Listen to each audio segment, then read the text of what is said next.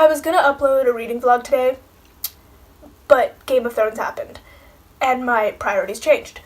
Hi, it's Oishi. This is a video. So, the 8th and final season of Game of Thrones is currently airing. Yesterday was the first episode, and I have some thoughts. I've been super hyped for this season, much like most of the world, so I thought, why not just jump on the bandwagon of what everyone will probably be doing, and talk about each and every episode as they come out. Okay, I'm just gonna get right into it. Obviously, spoiler alert for the entire series, including the episode that aired yesterday. So if you haven't seen it, A, what the hell are you doing? And B, go see it. The episode begins with shots of Winterfell. There's this kid like climbing a tree and the camera's following him, and when he gets to the top you can see just how much snow there is everywhere, and that was the first thing that shocked me because I'm like, winter is actually freaking here. Because like last season we were seeing the snow fall for the first time in the south when Jaime was running away, but to actually see how much snow, I don't remember if last season there was that much snow. I may just be stupid, but I don't remember that much snow, so that was crazy. The episode opens with Jon and Dany riding into Winterfell with all of their people, and oh, it was so good. It just felt so powerful and authoritative. You know, the people are kind of just like, sis, who's this? But then the dragons fly over, and I don't know, something interesting just happened. Dany sort of like smiled a little bit when the dragons flew over, which you could kind of put that off as her being like, oh look, my babies, my dragons. At the same time, they caused a lot of panic in the crowd, and like people were scared, and she was like smiling at that. So I don't know, it seems to me like she kind of enjoyed putting that fear in them, or at least like the power that it gave her, which doesn't like sit that well with me. Jon gets back, and of course the first thing he does is hug Bran, because we all just need more Bran hugging, because Bran does not give a shit. Like, he's been hugged by his two sisters and now his brother, and he just literally doesn't care. He kind of freaks me out. I feel like he freaks them all out. But yeah, it's like, do we really need more Bran hugging? Like, yeah, cute and all, and I guess that's like a natural response, but just, you know, move on. He's weird. He's the Three-Eyed Raven now. Like, he gives zero shits. So then, Jon introduces Dany to Sansa, and this was so good. I think Dany says something like, oh, it's so nice to finally meet you, the North is so beautiful, as are you, and Sansa just kind of has this like smile on her face, kind of be like, oh, so you're that kind of BS, are you? At this point, she's just so over everything that, you know, I don't even blame her, because honestly, I probably would have had that face too. We have Sansa and Tyrion talk to each other for the first time since Joffrey's wedding. I gotta say, it was a bit tense. It was interesting to see them just talk because, of course, you know, they were married at one point, which I totally forgot about until that moment there where I'm like, oh shit, they're like married. And also her running away from the wedding had really made it look like Tyrion and her had murdered Joffrey, which then was a whole other ordeal for Tyrion. Their conversation was so, I don't know, there was something about it that was just kind of chilling to me. Obviously Sansa has changed a lot. She's so much like stronger and wiser. They started talking about like the Lannister army that's supposedly coming up. Sansa was asking Tyrion, like, do you really believe that your sister's gonna send all these people to help? She said, I used to think you were the cleverest man in the world, or something along those lines. And then she just walked away. And that had me shook. It really goes to show how far Sansa's come, and also how Tyrion is probably wrong about this one. I feel like their roles have just sort of reversed. It's like Sansa knows a lot now, and she's really smart about this, and Tyrion is kind of like not. Possibly the best reunion of them all was Jon and Arya. Of course, it was always going to be Jon and Arya. I just realized that the last time they saw each other was season 1 when he gave her needle. And that was it. And so when they finally get back together in this season, oh, it's so perfect. And they just hug, and it's, oh, it made me ooh on the inside. And then they show each other their blades, which, yeah, it was adorable, and it was everything I needed. Like, you forgot how strong of a blonde they had before all hell broke loose. And I really love that they got to reunite. Also, when Jon asked Arya if she'd used a needle, she's like, a few times. A few times. I specifically wrote this down. 23 minutes in is the first nudity that we get of season 8, which I think that's a record. Bronn is interrupted with his lady time, and he's told that Cersei wants him to kill her traitorous brothers, and she gives him a crossbow. I think he said something like, oh, it's kind of poetic, isn't it? The freaking crossbow. I don't know if that's the same one that Tyrion used to kill Tywin, but it's still a crossbow. The fact that she not only wants Bronn to kill Tyrion, because that makes sense, right? They hate each other, but that she also said, like, brothers, plural, as in Jaime as well, which, that hurts. Like, obviously we know Cersei's a stone cold bitch, but still, Jaime is my boy, my soft boy, and we need to protect him at all costs. The fact that it's Bronn, I mean, he has such a bond with the both of them. He's become really good friends with both of the brothers during the course of the series, and you know that Cersei probably knows this, and so that's why she's making Bronn do it. Do I think he's gonna do it? No, I don't think he has the guts. Or, like, if he does, that'll be probably one of the saddest scenes. So, Euron and Cersei have, like, this thing going on, which I'm kind of indifferent to. Like, I don't care all that much. I don't care for Cersei at all, and Euron is just bad. They had a little fun. And then Euron started asking if he was as good as Robert. And then if he was as good as Jaime.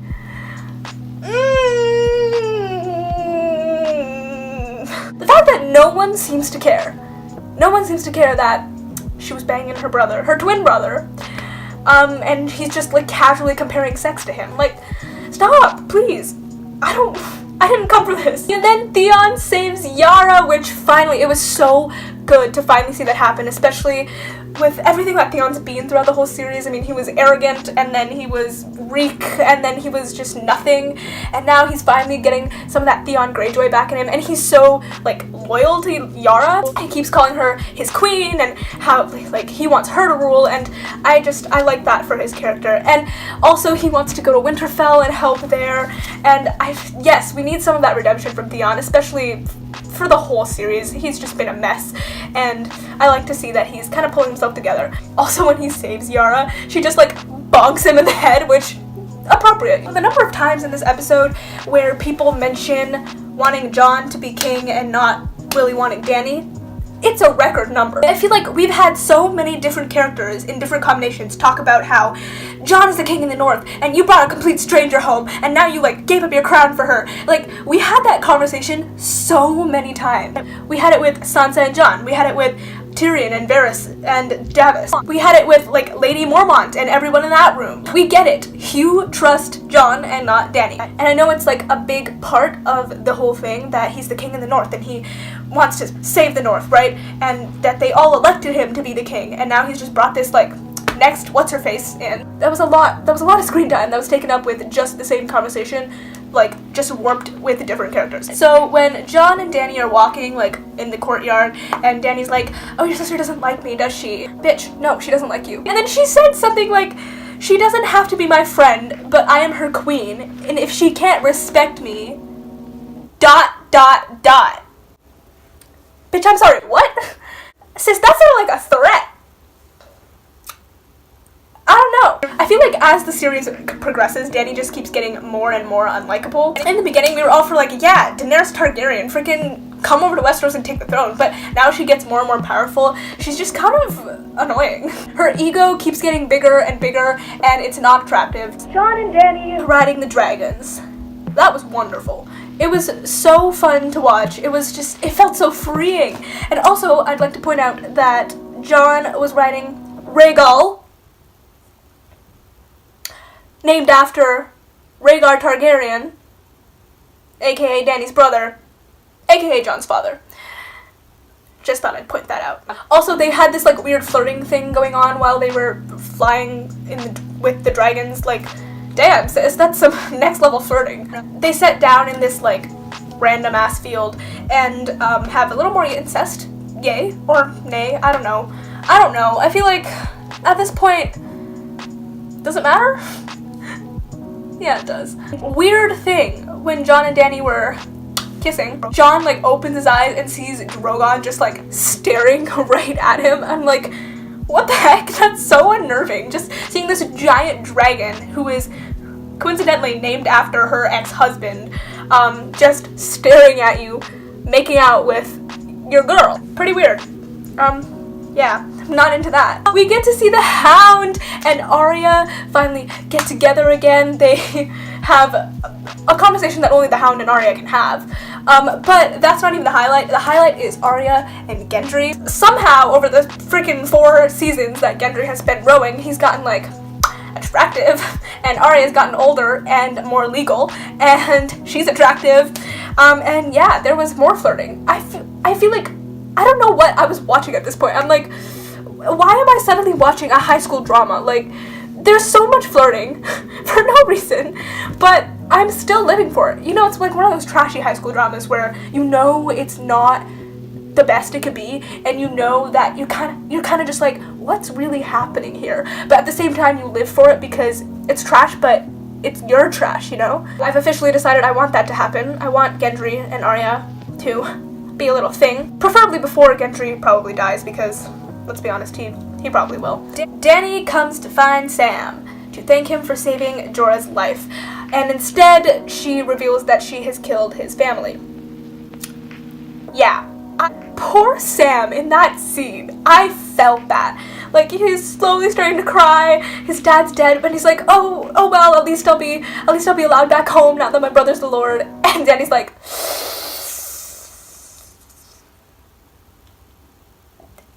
yeah, about that. And like, Dany doesn't even say anything. She doesn't say like, I'm sorry for your loss. She doesn't even apologize, which I get. Yeah, you're the queen. You have to lay your foot down somewhere. But I mean, you're telling a guy that saved your right-hand man's life that you just killed his family. Have a little more sensitivity. The reveal. The freaking reveal. Sam telling Jon his real identity was everything in this episode. That was what this episode was for. It's like they're in the crypts and it's like it's dark and it's so atmospheric, and to just slowly reveal it to him. It was so well done. It was so well done. Jon sort of just learns that he's Rhaegar's son, right? Rhaegar and Lyanna's son. Does he not make the connection that Dany is his aunt? And then does he not further go, oh my god, and think back to that time he kind of had sex with her and made out with her? Does that not like happen in his head? Because that would probably happen in my head. He just sort of like realizes that he's the one true heir and sort of brushes off the part about Dany being his aunt. But other than that, incredibly done. So good. Creepy old Bran is waiting outside, just in the courtyard of Winterfell, and when Sam like passes in, he's like, what are you still doing here? Bran's like, oh, I'm waiting for an old friend. And I kind of brushed that off because Sam was gonna go tell Jon about the whole Aegon Targaryen thing. But then we see like the next morning, I think, someone riding into Winterfell, and for a moment I'm like, oh, who's that? And then I thought, oh my god, who else can it be? It's Jaime fucking Lannister. It has to be. And then they reveal him, and it is Jaime. And I'm just so happy because this whole episode, that's who I've been wanting to see the most. I want to see Jaime. I want to see my boy, my son, my child, my everything. My soft boy Jaime Lannister. And now we finally do. And then boy turns around and sees Bran.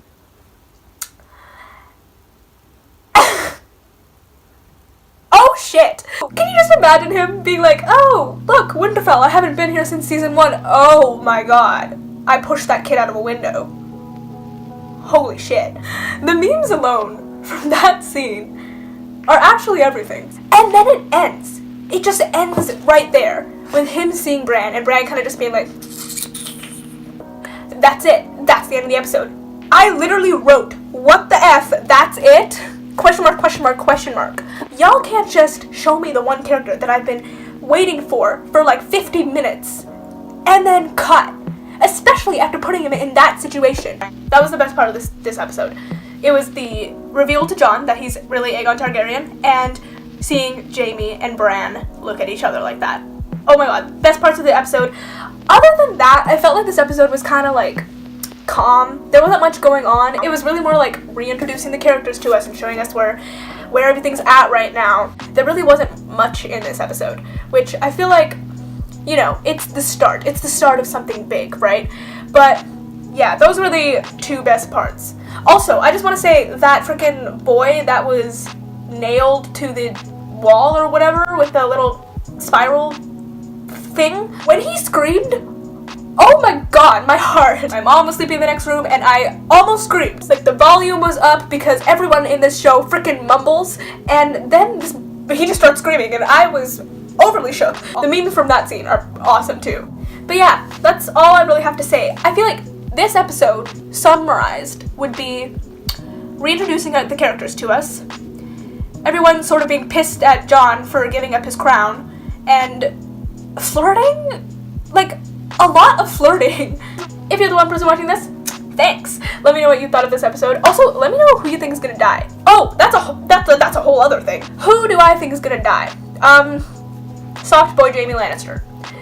I'm sad about it, but at this point, I feel like it's a given. He's gonna die.